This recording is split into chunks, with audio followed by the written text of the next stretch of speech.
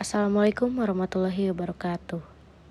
Kami dari kelompok 6 akan menjelaskan tentang kronologi terbentuknya ilmu pemerintahan, karakteristik yang membedakan kekasan gejala pemerintahan di Eropa dan Amerika, menjelaskan tentang tahapan perkembangan ilmu pemerintahan baik melalui pendekatan paradigmatik maupun ontologik.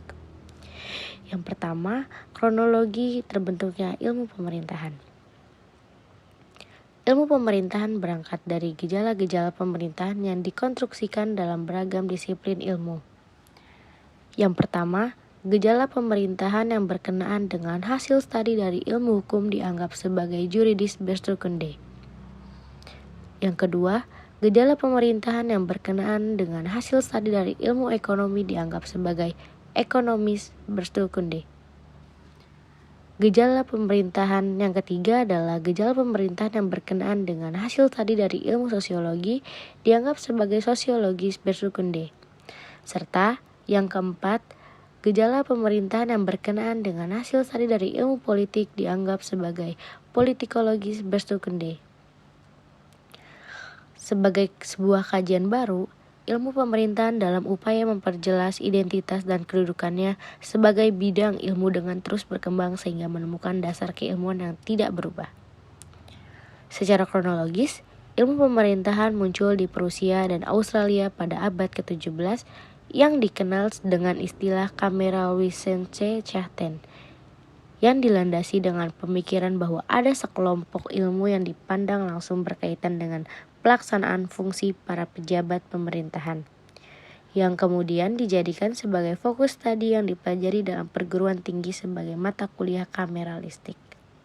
Secara metodologis dan empiris, kameralistik dianggap belum sempurna, sehingga mengalami pergeseran diganti dengan ilmu hukum pada akhir abad ke-18 dan di awal abad ke-19.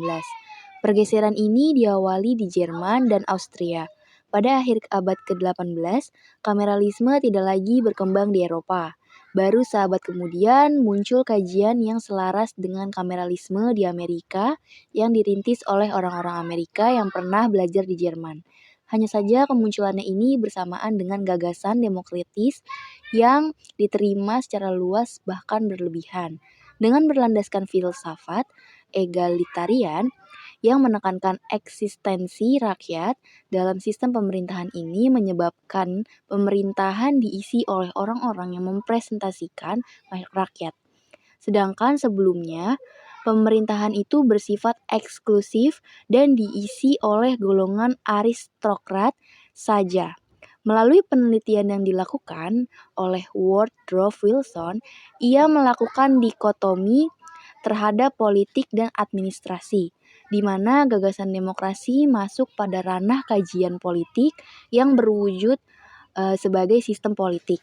Sedangkan administrasi dipandang sebagai sebuah ilmu yang secara politik bersifat netral. Artinya, administrasi dapat menjangkau semua ilmu kenegaraan. Dengan kata lain, seperti yang disampaikan oleh Delia Moore 2019, bahwa tradisi hukum Anglo-Sakon yang merupakan sistem hukum yang berlaku di Amerika Serikat dan Inggris menempatkan jurisprudensi sebagai sendi utama sistem hukum, sedangkan pada tradisi negara Eropa, daratan kontinental berlaku sebagai tradisi hukum kontinental yang memiliki sistem hukum yang menempatkan peraturan perundang-undangan sebagai sendi utama sistem hukumnya.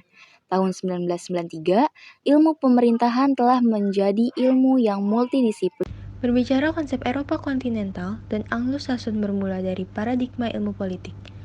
Ilmu politik di Eropa kontinental diartikan dalam arti sempit, sementara di Anglo-Saxon dalam arti luas Avandi 1977, yang sebenarnya ini juga dipengaruhi oleh ilmu hukum yang lebih dulu lahir daripada ilmu politik. Dalam ilmu hukum ada yang disebut dengan common law tradition atau tradisi hukum Anglo-Saxon, yakni sistem hukum yang berlaku di Amerika Serikat dan Inggris yang menempatkan jurisprudensi sebagai sendi utama sistem hukumnya.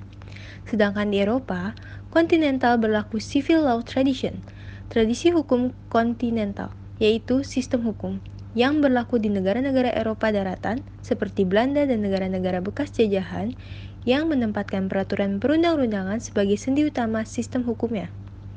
Di Belanda, muncul konsep bestuurkunde atau bestuurwetenschap yang bisa diterjemahkan ilmu pemerintahan. Konsepsi mengenai ilmu pemerintahan bersumber pada ilmu-ilmu pengetahuan yang dipelajari pada perguruan-perguruan tinggi di negeri Belanda pada Fakulteit dan Politik and Social Wetenschappen. Sementara di Amerika Serikat, yang berbicara pemerintahan itu, baik pemerintahan dalam arti sempit maupun arti luas adalah administrasi publik. Jadi, yang mengkaji gejala-gejala pemerintahan itu adalah administrasi publik.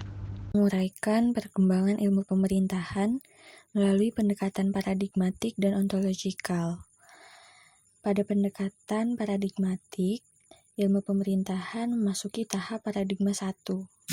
Itu ilmu pemerintahan memasuki tahap perkembangan awal, yakni di masa Eropa dan Amerika, dan berwujud sebagai normal science atau ilmu pemerintahan ada untuk kebaikan atau kesejahteraan manusia.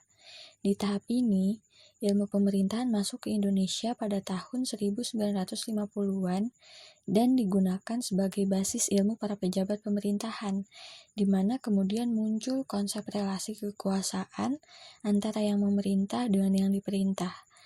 Dan ini merupakan periode anomali. Periode ini terus berlanjut hingga akhirnya Indonesia mengalami krisis pemerintahan hingga masa reformasi 1988. Memasuki paradigma kedua, yakni di era pasca reformasi, terjadi revolusi ilmu pemerintahan di Indonesia yang terjadi di akhir tahun 1990-an, di mana ilmu pemerintahan tidak hanya berbicara mengenai relasi kuasa antara pemerintahan dengan yang diperintah, melainkan juga sebagai instrumen memperjuangkan dan melindungi tuntutan-tuntutan terhadap praktik kekuasaan yang berlangsung. Konsep ini bermula dari adanya aksi perlawanan terhadap pemerintahan otoriter di era Orde Baru yang mendorong terjadinya reformasi dalam tatanan di Indonesia. Ontologi di tahap pertama, di mana pada masa awal gejala pemerintahan dipelajari dan dipecahkan melalui berbagai disiplin ilmu yang saat itu dianggap memiliki keterkaitan dengan ilmu pemerintahan. Gejala pemerintahan dipandang sebagai objek materia yang dikaji melalui sudut pandang dan metodologi ilmu yang ada di masa itu. Di tahap kedua, setelah beragam disiplin ilmu sosial yang lebih tua dari ilmu pemerintahan ini berasimilasi dan melakukan konstruksi pada gagasan-gagasan pemerintahan yang timbul dalam menerka setiap gejala pemerintahan yang ada. Akhirnya terbentuklah nilai-nilai pemerintahan yang merupakan konstruksi dari konsep-konsep yang ada pada pelbagai disiplin ilmu tersebut. Di tahap ketiga, anggapan-anggapan dasar mengenal umur pemerintahan mulai dikonstruksi dan mencoba memperjelas identitas dirinya sebagai sebuah disiplin ilmu terhadap disiplin ilmu yang lainnya atau mulai memiliki karakteristik monodisiplin. Pada tahap ini, pemerintah mencoba melepaskan dirinya sebagai bagian atau irisan dari ilmu-ilmu lain seperti ilmu politik, ilmu hukum, ilmu administrasi negara.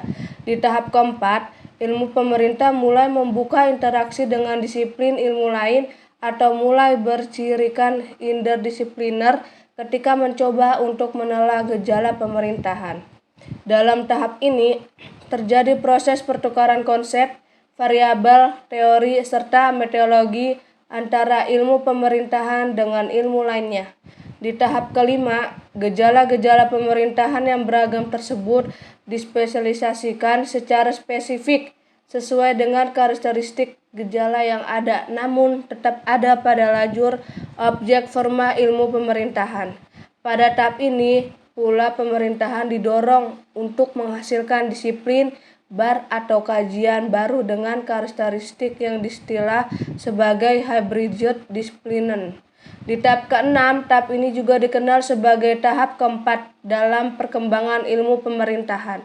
Adapun model denominasi ini terbentuk melalui 3 bentuk, yaitu sebagai berikut. A. Konsep teori atau metodologi ilmu tertentu digunakan untuk mengkaji gejala pemerintahan atau IP/IT. B. Konsep teori atau metodologi ilmu pemerintahan digunakan untuk mengkaji gejala ilmu tertentu atau IP/IT. C. Konsep teori dan metodologi ilmu pemerintahan dan ilmu tertentu digunakan secara kebersamaan untuk mengkaji gejala dari ilmu lainnya atau IP sampai IT. Pada tahap ketujuh, body of knowledge, Fang merupakan produk dari tahap kelima berkembang sedemikian rupa sehingga mampu menentukan identitasnya sendiri dengan ilmu induknya. Sekian dan terima kasih dari kami kelompok 6. Kurang dan lebihnya mohon maaf. Wassalamualaikum warahmatullahi wabarakatuh.